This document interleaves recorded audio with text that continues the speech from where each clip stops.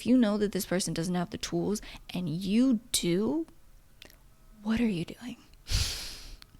Why are you acting like you don't? What's up, my friends? Welcome back to another episode. If you don't know who I am, you've never seen my face before, you've never heard my voice before, I'm Issa. I am your host today, okay? Nice to have you here. And if you do know who the fuck I am and you've been listening to the podcast, watching the YouTube videos for a minute, hi, welcome back. Let's just get right into it. So once you start healing and you become more self-aware, you realize how the majority of people around you are just living on another planet. Do not have any kind of awareness of themselves or of other people, whether they're willfully ignorant or they're just ignorant. They just don't have that awareness. It's just their consciousness is just not there, okay? And it's really easy to get frustrated. It is really easy to be angry and disappointed and outraged at the lack of awareness that some people have, that a lot of people have. It can feel very isolating and very frustrating, right? And it's because you feel like now that you have this awareness, you're on the other side, so to speak, right? You had the mind and the willingness to recognize something within yourself, recognize your wounds, recognize your shadows, recognize how you've been fucking up as a human to yourself and to other people. You have had the mind and the willingness to grow, to be honest with yourself. So why the fuck can't other people also do that? So here are a couple things to keep in mind so that you're not so affected by people and their bullshit. First thing to remember is that you were once in their shoes. And the truth is, right now, you feel like your eyes are open. You can see everything clearly, right? Maybe you've even unlocked some very deeply intuitive abilities and you really see everything clearly within yourself and within the world around you. And that's amazing, right? And maybe you really are in a place right now where you know so much more than you did a year ago, than you did 5 years ago. And that's beautiful. And now you feel like you know so much more than the people around you. Maybe the people that have been closest to you for most of your life, maybe you can't relate to them at all anymore. Maybe you can't connect with them anymore.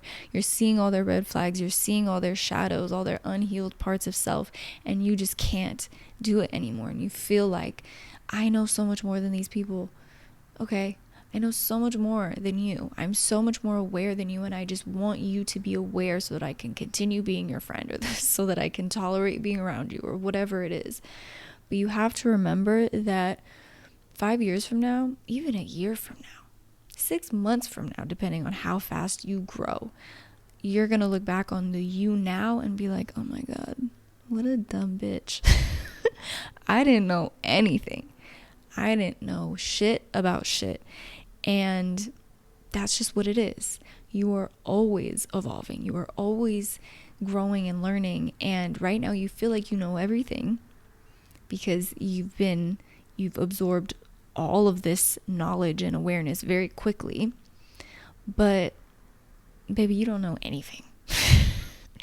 I'm talking to you, and I'm also talking to myself, because this is something that I went through when I first became aware and I first started, down this path of healing and shadow work. And I really was looking around at other people, like kind of looking down on them, like, you don't get it. And I had to humble myself. And I was humbled when I went through a very dark space again, but it was, people say, like, you go through a dark night of the soul, whatever you want to call it. I was in a shadow season period where I was very much humbled by all of the things that I thought I had healed but actually hadn't, and had just convinced myself I had, because I had all this awareness of it and I could intellectualize my emotions and my healing. And if that's something that you tend to do, I have a whole episode on that and I'll link it below. But The reality was I still had these wounds on a deep cellular, somatic level. And when they all came up and I was in a very dark space, I was like, oh, okay, you didn't know shit. And you don't. And you never will know everything that there is to know. You never will be completely healed. You never will be the smartest person in the room and the most healed person in the room. And that's okay. That's all right. It's not about that, right? It's not a competition. We are all simply at different stages of our life. And I do believe that some of us come into this life from square one, right? Think of like baby souls. Like this is the first time that they've been here. Okay. For some of us, we feel like we've lived countless lives, like we're old souls. We feel like we've done this multiple times. And so we learn things very quickly and we can transmute things very quickly and we can heal things and move forward from things very quickly. Whereas some people are just stuck because they've never been here before. And maybe you believe in that, maybe you don't. But regardless, we are all at different stages in our life. We are all on different paths, and it doesn't make the person back there any less than you. It doesn't make them inferior to you. They're just in a different space. Just like the version of you that existed 5 years ago that didn't know a goddamn thing, that wasn't self-aware, is no less than the version of you now, right?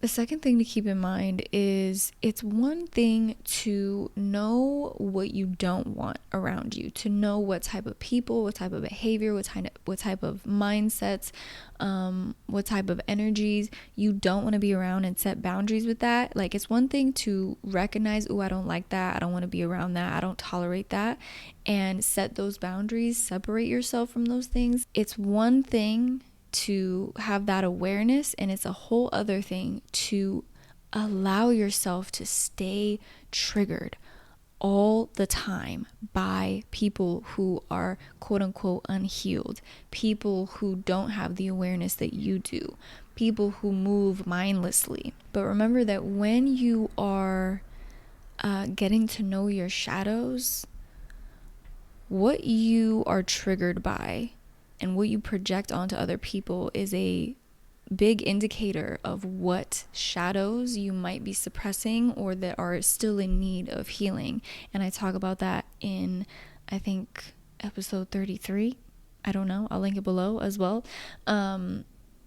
But if you are constantly, like, you're allowing those triggering emotions to consume you, and you're constantly frustrated and at odds with the people around you because it seems like everybody around you is unhealed, what could be happening is what you're actually experiencing, and the reason why you're constantly looking down on other people and pointing out people's lack of awareness, lack of intelligence, lack of consciousness, lack of mindfulness, lack of whatever, is because you have not yet reconciled with the part of you, the version of you that existed before you became aware.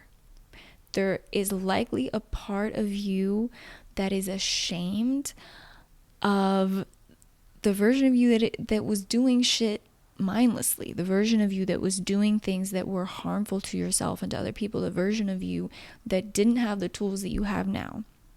If you are constantly positioning yourself above people who are just on a different path and looking down on them, judging them, hating them even, it is likely that you still haven't learned how to cultivate compassion for the versions of you that were in the same position that they are in now.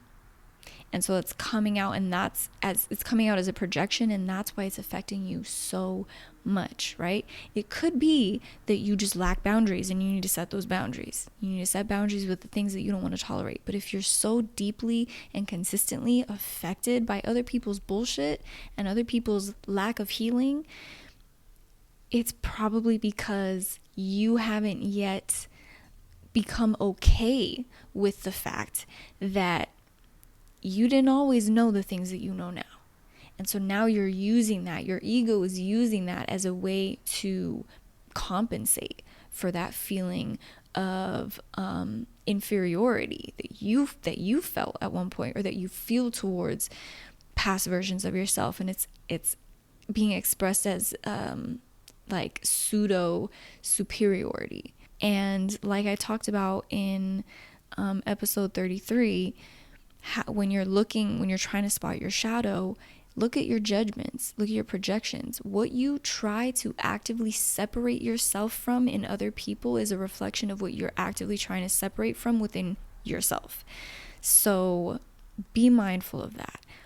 Why are you so frustrated? Why are you so triggered? Is it literally just because you need to separate yourself, like physically you need to set those boundaries? Or is it because you're trying to get away from some kind of shame or feeling of inferiority within yourself? Where is it really coming from? Because it's not, usually 9 times out of 10, it's not just about the other person. There's something going on within you that needs to be looked at. The third thing to keep in mind is that your self-awareness is a blessing and it's a curse, right? It can feel like a curse because a lot of the times it feels like you are the only one in the room that has any kind of awareness. You are the only one in the room that has social intelligence, emotional intelligence. You feel like you are the only one in the room that knows what's really happening. You're the only one that doesn't have a mask on. You're the only one, whatever. A lot of the times it can feel like that. And sometimes you might be right. A lot of times you might be interacting with people who don't have that awareness, and you are the only one in this situation that does. Now, the beautiful thing about your self-awareness is that you get to choose where you direct your energy. You get to choose what you do with that awareness. Like I said, you can continue to be triggered, and you can continue to react mindlessly as if you don't have that awareness to people that trigger you, to people who piss you off. And you can waste your energy, or you can practice patience. You can practice your mindfulness in these interactions with other people. Allow these interactions with quote unquote unhealed people to teach you patience, to teach you mindfulness, to teach you how to not allow your energy to be leached off of, to be dictated by things that are external to you. Because the truth is, if there's 2 of you and you are the only one in this situation that has the awareness, why on God's green earth are you putting it on them to figure it out? If you know that this person doesn't have the tools to regulate themselves, if you know that this person doesn't have the tools to think critically, if you know that this person doesn't have the tools to look within themselves and recognize their faults, recognize where they fucked up, to take accountability, to apologize, whatever it is, if you know that this person doesn't have the tools and you do, what are you doing? Why are you acting like you don't? That, my love, is ego at its finest. And it is harmful to you. It's like I said, it's a waste of your energy, a waste of your time, and it's not helpful to them. Because people don't heal because someone forces them to heal. People don't realize things because someone drills it into their brain. People come into awareness, into consciousness. People begin to heal whenever they're ready to. And they don't get to decide that. So you don't get to decide that. You didn't decide when everything clicked for you, did you? Maybe you decided to seek those answers out, but you didn't decide when it clicked, because you can read something over and over and over and over again. I could read 10,000 books on quantum physics and still not understand what the fuck, unless my consciousness is ready to receive that information. So use your self-awareness to choose where your energy goes, right? You have to discern when it's going to be helpful for you to say the things that you want to say, for you to hold a mirror up to someone, for you to continue engaging in a conversation, and when it's not. If you are the only one that has the awareness, I'm sorry, baby, but it is up to you to decide, not them. And this leads me to the 4th thing to keep in mind, which is your desire to help and to love needs to be greater than your ego's desire to be right, okay? You have to sit with, what your intentions are. What are your motives? Are you trying to call them out, or are you trying to call them in? Are you trying to hold a mirror to them because you want to help them, because you want them to be the best version of themselves? Or are you trying to hold a mirror up to them, which is really just a blueprint of what you want them to be so that you're comfortable? Are you trying to help them, or are you just trying to be right?